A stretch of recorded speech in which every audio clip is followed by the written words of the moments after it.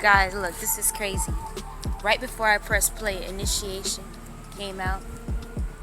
Spiritual Testing of Ra and Lady Isis. It's like, look, I said this even in my last video. And it's crazy that the same cards be coming out every day. And it's letting me know that these messages are super, super consistent. We're in initiation, y'all. Meaning we're being initiated into a higher consciousness, a higher state of being. Where we were last year, where we were the year before that, it was okay for that time. We were the highest that we could be for that moment in time. And of course, I'm talking to all of those people who know that they are God, Goddess, High Priestess, King, Queen. There's a lot of us who say that we are kings and we are queens, but how many of us are actually living by it? What are we actually feeding our soul? What are we actually consuming? Because let's say that today was quote unquote Judgment Day. You know, every religion talks about it. We're just talking about the day where you're before the Creator, God, whatever name you want to call it again. And everything that you've done in your life was laid out in a book. Like this. This is the book of your life. Every moment that you are doing, every moment that you were thinking, every moment that you are being, or you have been, is in this book. And the Creator's looking through it like, huh? You're looking through your own book of life like, huh? Do you think that the things that are in that book will be conducive to you living in your own personal heaven? Heaven is not a physical space. Heaven is a frequency. Heaven is Heaven is a frequency where that all-time manifestation that we want to manifest, that all-time state of being that we want to be in and that we live every day and we do good to reach, that's heaven. If we were to look at our book of life, at all the things we consumed, soul food, all the things that we felt our soul food, do we think that we are really worth those things we want to manifest? Temple of Carnelian, entering the fierce belly of Sekhmet. Sekhmet is actually the cat goddess in ancient Egypt. She's symbolic of playfulness, playful energy, innocence, but at the same time fierce. She's balanced because she's fierce, but she's also innocent. When it comes to manifesting, this is the energy that we need to be, conjuring up within ourselves. To be fierce and passionate, like, look, I'm doing this is going to get done because so be it. But at the same time, we're innocently being like, I'm not going to dwell too much on the possibility of it happening or it not happening. Because I know that this is a test, and every day and every moment, points are being calculated up. What are we feeding our soul?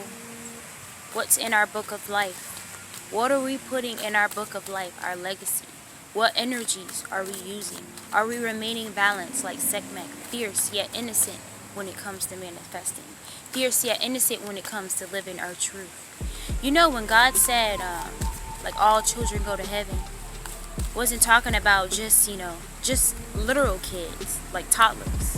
Although that it is part of the same, but it's talking about our spirit. Are we innocent? A lot of us become conscious, become woke, and we lose our innocence in the process because we know too much. We know so much about the world. We know about the chemtrails. We know about the concentration camps. We know about a lot. But are we keeping our innocence and remaining fierce and diligent on our path? What are we feeding our soul? What are we saying is okay? What are we putting in our book of life? What legacy are we creating for ourselves?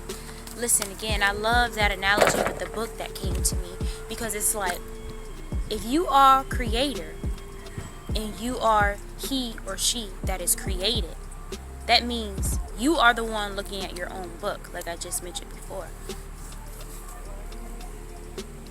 Think of it like this. Think of our life and our actions kind of like a resume. And our manifestation is like that job that we wanted. Like, we're filling out our resume so we can get that job or we can get that position that we want. So imagine you are the one looking at your own resume, your own book of life, your book of intentions. What would you say about yourself?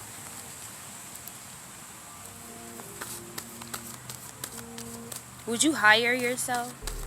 Would you let yourself into heaven? Do you feel like you're deserving of heaven?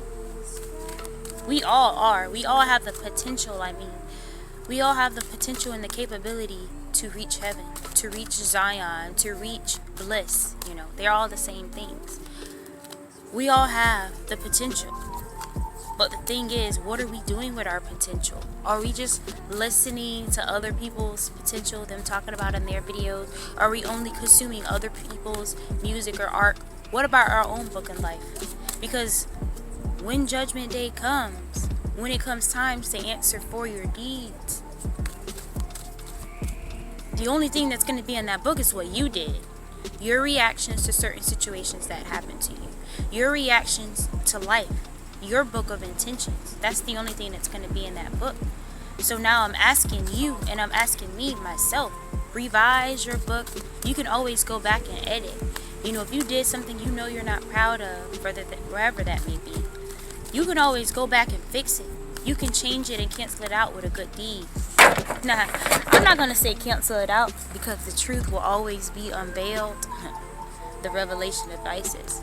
I'm not going to say it's going to be canceled out like a lot of Christians are teaching, saying that, all you have to do is go to God and repent and then your sins are washed away pretty much. No. In the end, you will answer for everything you've ever done. Good, bad, ugly, beautiful. You will answer for it. But at least now that you know that, you can walk the rest of your life, walk the rest of your path with that in mind, so that you can alter the way that you typically react. Your soul food is your thoughts that you feed yourself, your music that you feed yourself. Speaking of music, how many of y'all listen to my playlist, the God Body Meditations? Or it don't even have to be specifically my playlist, but I'm just saying mine because this is what I'm doing and this is what's in my book of life. But if you don't know, I put together a playlist called God Body Meditations, and what it's doing is I'm specifically fine-tuning it to speak to your subconscious. In my previous videos, you saw how I was talking about the subconscious mind and how that's really like at the core of what we're truly manifesting. So my music, it's not, something that you're going to be in your room just bopping to, like, yeah, fuck yeah, man, that's vibing. Actually, yes, you will. It's a vibe. But it's really for you to be, introspecting and looking deep within yourself. Or you know what? You're not even going to be you're not going to be overthinking and trying to contemplate what I'm even talking about in the song. Because before you even know it, you already feel bliss.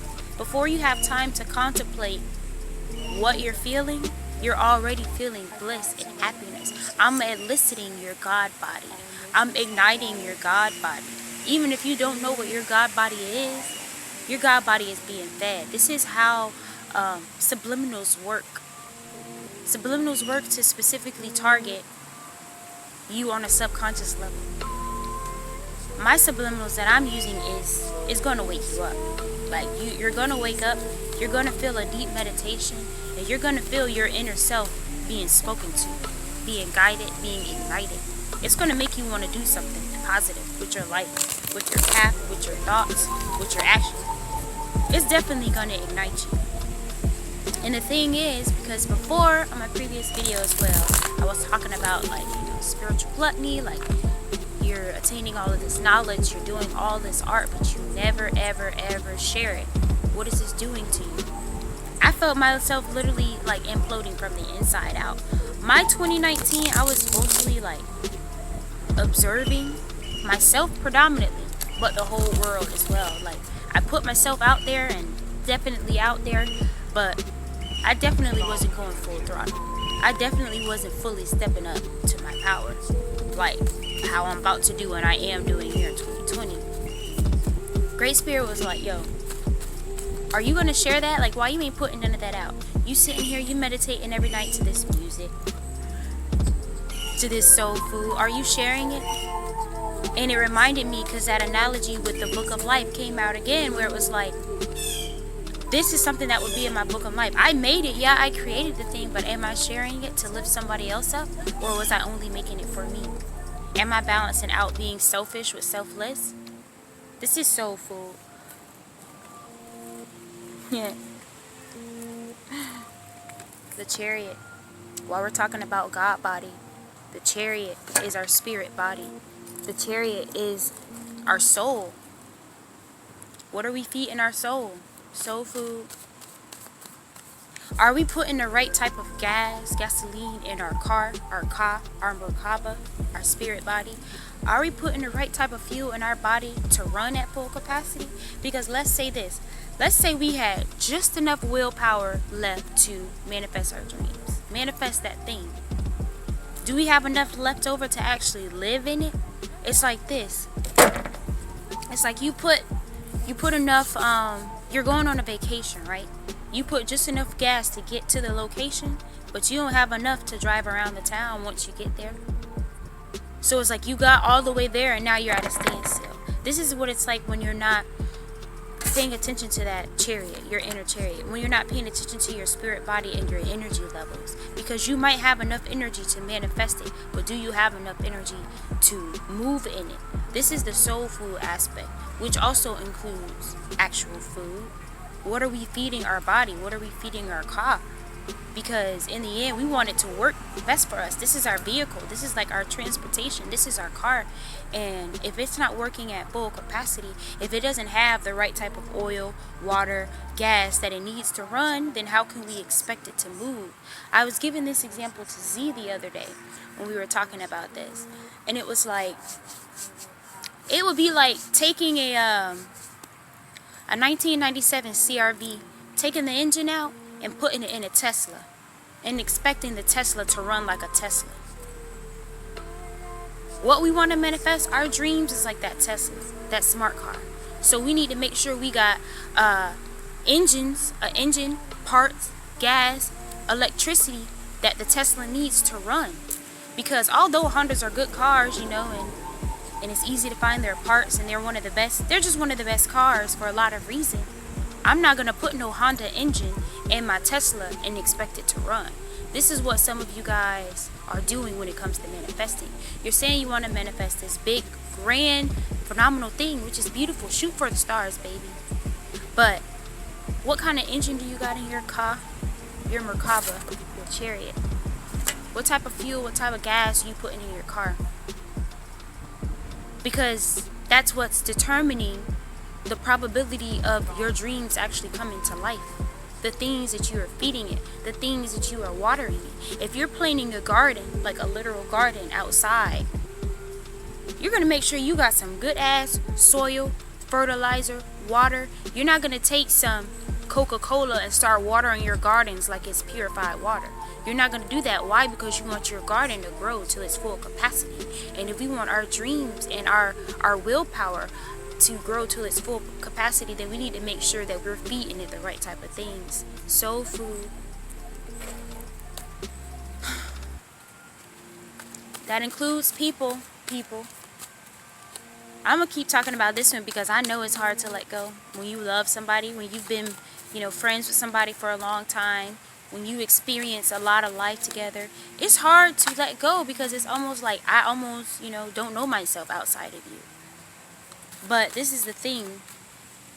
Make sure that when you building up your car, that your friend circle is building up their car too. And it ain't got nothing to do with, oh, I'm conceited, I think I'm better than you. But it got everything to do with, I'm trying to maximize my potential, baby. Because I'm not trying to live through this life, die, and then have to reincarnate and come back, as a middle to lower class human again because I got the knowledge but I didn't apply it. That's another thing. A lot of us get the knowledge, we hear the message. You don't watch 17 videos in a row or multiple people saying the same message. Each time it's convicting you, but you still go and do the opposite thing than what you know is right. I'm speaking to myself too at a point in time. I used to do like that in the beginning. It's been a while since I haven't because when conviction hits me, when I know I'm supposed to do something or not do something, it's more than like, the V8 commercials sort of like should have had a V8. My shit is more like they whooping my ass. Like, I'm getting knocked out by myself. Imagine punching your own self in the face and knocking you out. That's what it's like when I'm convicted and I know I'm supposed to do something and I don't. I feel like, goddamn, like, I just whooped my own ass. I just beat my own ass. Like, why would I do that to self? Why would I do that to self? Why would I self-sabotage self when I think so highly of myself? You guys got to start thinking higher of yourself. Like, all of this, be humble, be humble, be humble. Okay, I'm leaving that humbleness in 2019. I'm not completely leaving it, but I'm leaving most of it in 2019. Like, at this point, you need to know who you are and know who and what you're capable of, and who or what type of energies and ancestors you got surrounding you. Because when you know that you are guided by the Most High, and you know that, look, I have this full potential, I have this ability, I have this gift, you need to share it.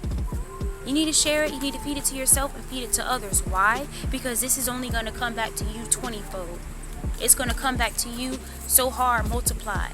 God said, be fruitful and multiply. Multiply our manifestation. Multiply our businesses. Multiply our streams of income. Multiply our revenue. Why? Because we are worthy. Know that you are worthy too. Know it.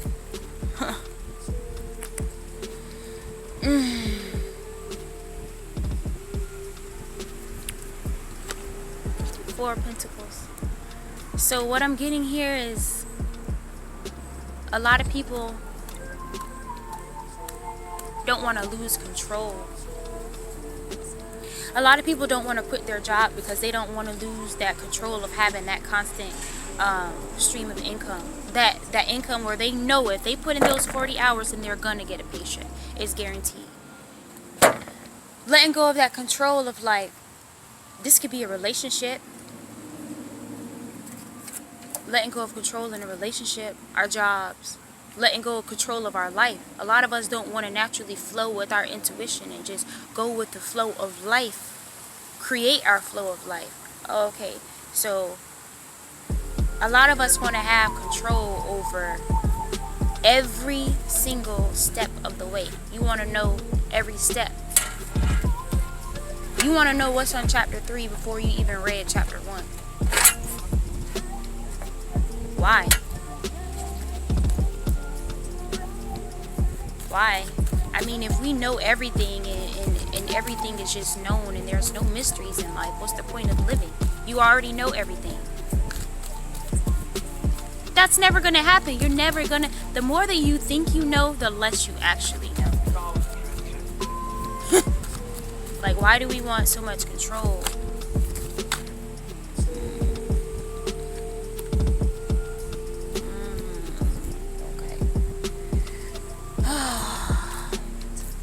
Spirit was like, yo, forget about that control.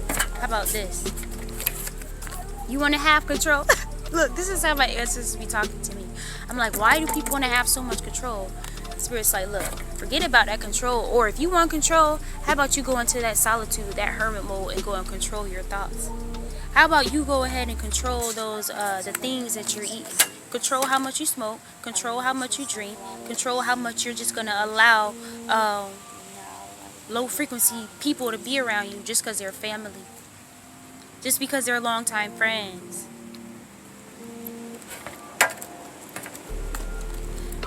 Look, solitude and meditation is vital. The cards come out, so unconditional trust, letting go, and know. Look, this card should look. We got the vision.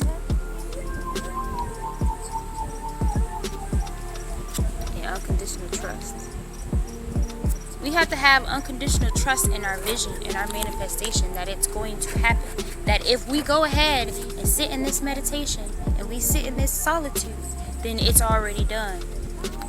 If we sit in this meditation, we sit in this solitude like the hermit, then we're building up our ka. We're building up our MerKaBa. Why? Because our vision is at the center of it all. Our manifestations is the reason why we do this. Why do we want to manifest? Why do we even know we have this power? Why are we even contemplating the power? Because we're being initiated into a higher consciousness. We're being initiated to be like, look, You are capable of so much more. You are capable of higher things. How are you using your gifts? How are you using your gifts? And are you sharing them? What are you feeding your soul? Look. We're going to get one more here. Excuse me. We're going to get one more here from the Isis Oracle deck as a closer. Look, man, I promise you.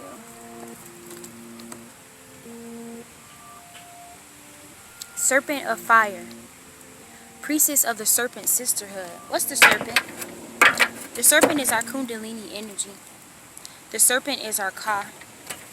The serpent is our Ka, the chariot. The serpent is our DNA. That's why they move like this, like our DNA. The serpent is our Chi. The serpent is knowledge. Priestess of the Serpent Sisterhood. This is getting together with people who are on the same frequency. Surrounding yourself with people who are on this vibe. If you are the one person in your group that's all about higher consciousness, manifesting your dream, and all 6 of your friends around you are like, bro, what the fuck are you talking about? Find a new friend group. Create your own group. The point is, the energy that you're surrounded by, you then become the outcast. You're outnumbered. So whatever they're manifesting in the little friend group is above yours, because the people that you're surrounding yourself by is a reflection of you. This Serpent of Fire, Priestess of the Serpent Sisterhood, was a reminder to get people in your cipher that's on your level.